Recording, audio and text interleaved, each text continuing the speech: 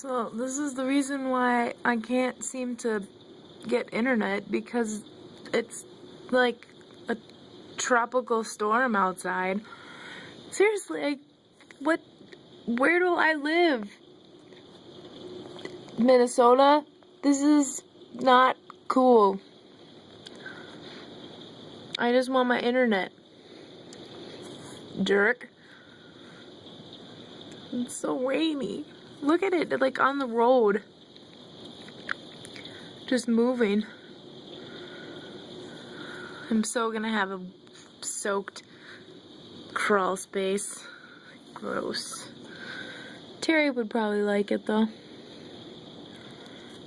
Maybe that's why Terry came inside.